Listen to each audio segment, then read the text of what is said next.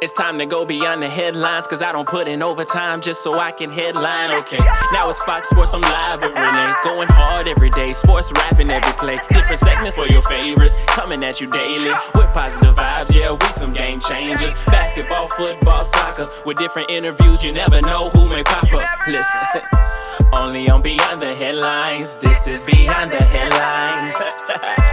Only on Beyond the Headlines, this is Beyond the Headlines. Only on Beyond the Headlines, this is Beyond the Headlines with Renee Washington. Welcome back to Beyond the Headlines with Renee Washington. Joining us in our soccer segment now, we have former Division I soccer player and coach, the founder of Perrin Wellness and Performance. That is Emily Perrin from Raleigh, North Carolina. Emily, welcome to the show. Thank you. I'm so excited to be here. Oh, I'm so happy to have you here. And I love your journey, so I definitely want to get into that and, of course, all that you're doing now. But you played at University of Virginia for 3 years and were captain of a team that was top in the country. UVA has a very rich history in women's soccer collegiately, and, you were part of NCAA tournament runs, including finishing or losing in the NCAA quarterfinals in 2011. But then transitioned from playing to coaching as a Division I coach with UPenn. So talk to me about that journey for you, being able to play, and playing alongside some of the best players in the world, including some that are still playing today on the women's national team.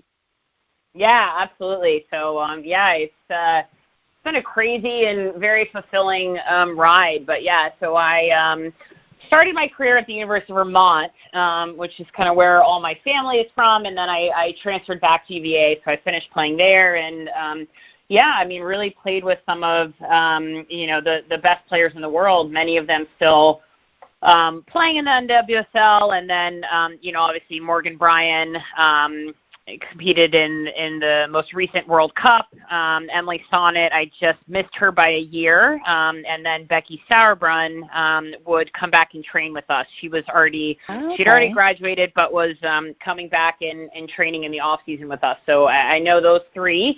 And then obviously Steve, our head coach, was an assistant with that staff. So, Steve's arguably one of the best coaches in the women's game right now. Playing-wise and playing for a program like Virginia and having grown up there was amazing. And then I knew I kind of always wanted to coach. My dad coached college basketball at UVA for 15 years. So he was, the end of kind of the Ralph Sampson area, who's kind of a big basketball name. So they were kind of one of the top programs in the country during his tenure there. And, we've always been kind of just a UVA family. And so that being said, I knew I wanted to try coaching. So my actually last year in college, spring semester, so we were done playing in the fall, and in the spring I was only taking 2 classes. Because I had really met all of my requirements. So I picked up a local club team. It was a boys U11 team, and I just kind of took it because they needed a coach and kind of fell in love with it and never looked back. So from that came the opportunity to just do more at the youth level and then kind of pursue coaching. And I landed a job at Penn. I was really young. I think I was 23 at the time, went into a staff that had been there for a while. Darren Ambrose had been there for about 15 years.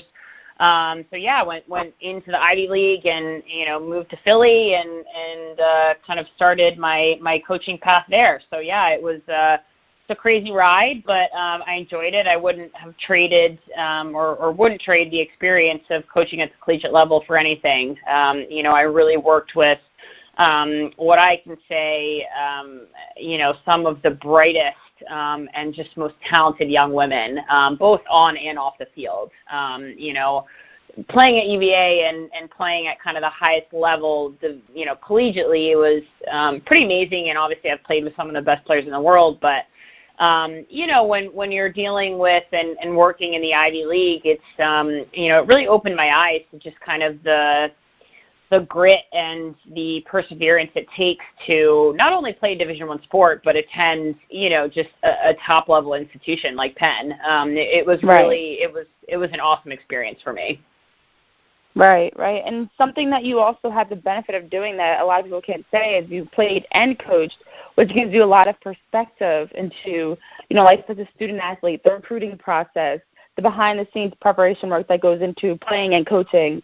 There's a lot of different things that go into it that, not everybody from the outside looking in would really understand, and you got to live it and experience it from all different aspects with really strong, well-known programs at that. So that is incredible. So what really made you transition from coaching college to now being able to work with athletes in, with your program? You're down at Duke, you're working in integrative health coaching. You're still coaching in a sense, but it's just a different type of coaching.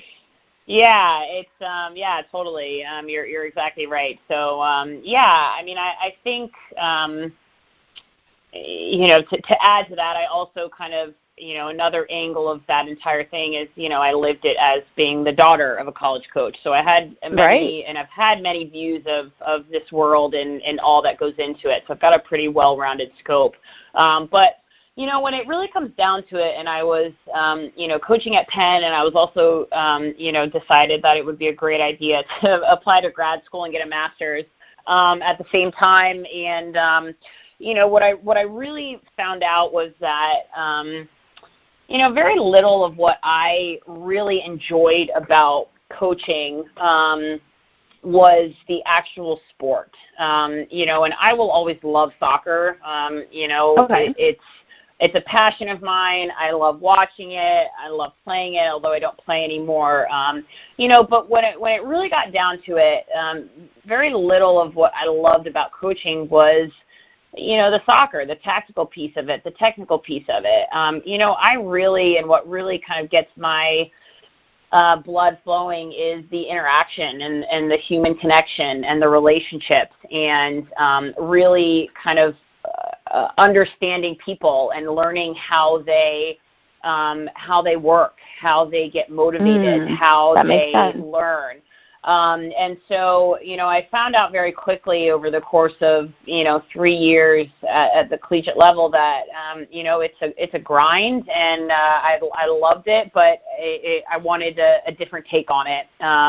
And with that, I think what I really started to see was just how important health was for an athlete. I think when you're going through your playing career, at a high level, I think it's one of those things, and maybe you'll understand what I'm saying, but you kind of just you almost put your blinders on, and you just you get into this routine and this grind, and the competition helps and the camaraderie helps of your teammates, but you almost get in this rhythm where you just kind of like go through the 4 years of a collegiate sport, and then you're like, oh my gosh, like that just happened, and it's over before you know it. Yes. There's so many times where I look back and I'm like, man, I could have just, if I just known a little bit more about health and wellness, and I mean that in not just the physical sense, but the mental and the emotional and the spiritual and the environmental, and so I really started thinking, and it became much more apparent when I was a coach, because at a really young age, while I was about 23, 24, I started kind of taking on almost a motherly role. I was the only female on a male staff, and I was kind of the linkage, for these young women, and I was many things. I was a role model. I was the shoulder to cry on. I was the motivator. I was wearing a lot of hats, and it really just became very apparent to me that, man, in high stress situations and Division I, well, not even Division I. I mean, just collegiate athletics that's a high stress situation. You've got very type A driven, hardworking kids that need to perform on the field, but then they've got a whole other life when they get off the field, or they take the helmet off, or they take the jersey off, and so they've got a lot going on, and it just something started to kind of get me thinking about this kind of overarching theme of health and wellness. And I actually did my thesis and my master's program on mental health programming within the NCAA. And it was, I did a lot of research. I did a meta-analysis of just kind of what the NCAA was doing to help student athletes. Mm-hmm. And in my opinion, it wasn't enough. And so I really just kind of got on this journey of trying to follow my passion, and kind of through that had, a little bit of a mental health crisis myself. I've always dealt with anxiety and depression and panic disorder. And at the time when I was getting ready to leave the college coaching game, I just, my anxiety was up. I had a really pretty serious injury. I had torn my hip labrum. My femur was kind of hanging out of my hip socket. I just really wasn't well. I was in a state of incomplete health. And, I was having panic attacks, to the point where I needed to be hospitalized in February of 2017. And it really just kind of opened my eyes to, what was going on in my life, and what I could bring back to the world, but more specifically the athletic community. And that was really what kind of was the driving force in my recovery and, my journey to start my own business and to apply to Duke's program and really start to create a lifestyle, but also a business around the idea of being proactive in addressing your health. And not only addressing, just simply addressing health, but addressing health in a holistic way. So looking at it by way of many dimensions. So, the physical, the mental, the spiritual, the environmental, the social, the relational, all of these things make up health, whether we think about them or not. And so when an athlete really sits down and starts to evaluate this, oftentimes as athletes we think, okay, well, let's talk about health. Okay, well, what am I eating? What am I doing physically? Well, it's a much bigger picture, right? And so when you begin to kind of open the spectrum and get athletes to really address and assess, and not just athletes, but coaches, really good things can happen, and you can be really proactive in making positive and lasting change, and becoming the person, the healthiest person that you want to be, way before you ever become the athlete that you need to be, right? So I'm a firm believer that there's no divider between who you are with, the helmet on and who you are with the helmet off. It's just no longer the days where we can kind of put them in two separate worlds. They both affect each other. They play off each other. So, you've got to really deal with the core of who you are and your health and your well-being, so that you can really get to a place where you're reaching peak performance and you're becoming the athlete and performing as the athlete you want to be. So that's essentially kind of my journey to my business and what I want to continue to help people do. Wow. And I love, you touched on so many remarkable things. I love the rawness and honesty in your journey, because that's a big part of it. You have to be open and understanding what you overcame, and I thank you for sharing that. I'm happy to hear that you have grown from it and learned from it and are in a better place. But that is something that a lot of people are dealing with. Mental health issues specifically are things that not even just athletes, but a lot of people are dealing with because they don't know how to get help or who to talk to or where to turn to or how to deal with it. And so for you to be able to focus on the sports side of things, you took the next step by going back to Duke to study in the Integrative Health program. You're working with different athletes on all varieties of levels. It's not just soccer. You were at the lacrosse showcase at Clemson, I saw. You were working with Carolina Courage, who won the NWSL championship last year. I mean, you're trying to work your way in through Perrin Wellness and Performance to help the entire athlete, not just the physical, not just, the mental as well, and emotional and the psychological side of things too. So what's really next for Perrin Wellness and Performance? Yeah, it's a great question. I mean, at this point, I am, I'm 28 years old. I'm, 4 months into starting my own business, and, I'm just trying to kind of like you mentioned earlier, you're just in a time where you grind and you meet with people and you talk with people and you kind of just continue to share your vision and your values.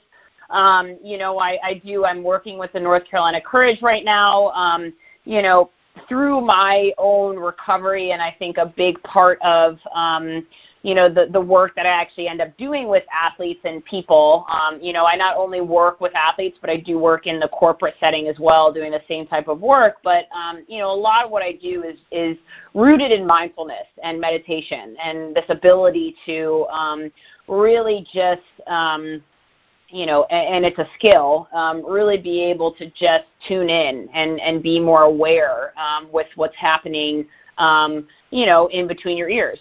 That's a huge part of how we live our lives every day, and it's a huge part of what drives our health and our well-being. And so, what I do with the Courage is actually a lot of kind of restorative yoga. I am a registered yoga teacher, so and I love to teach. Very nice. And so, I work with them. I was down at, I helped a good friend of mine. His name's Chris Schiller, that runs a big kind of lacrosse showcase down there and actually does a huge event called the Crown Lacrosse Tournament in Charlotte.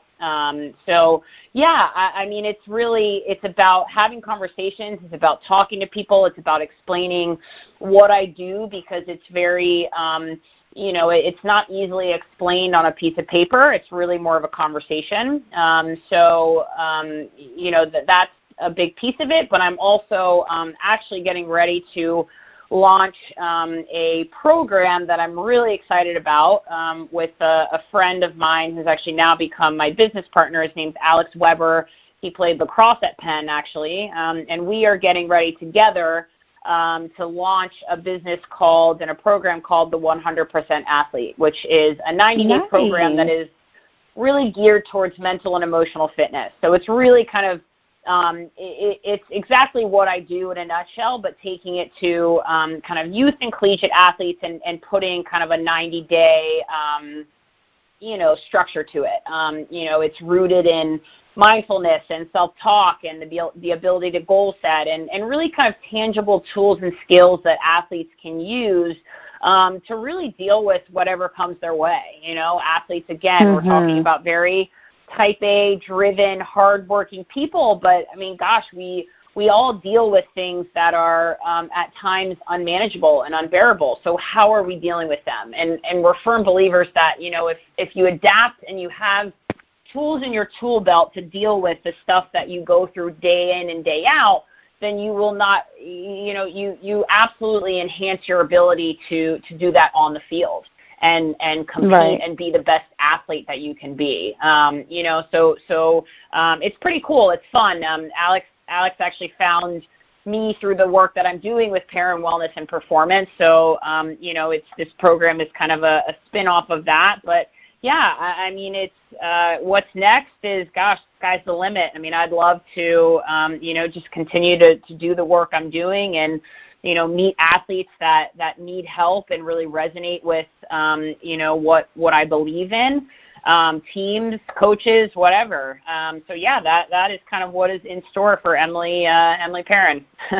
Very nice. Now, where can people follow you on social media or your website to continue to follow your journey through, Perrin's Wellness and Performance? Absolutely. Yeah. So my just kind of regular website is PerrinWellnessPerformance.com.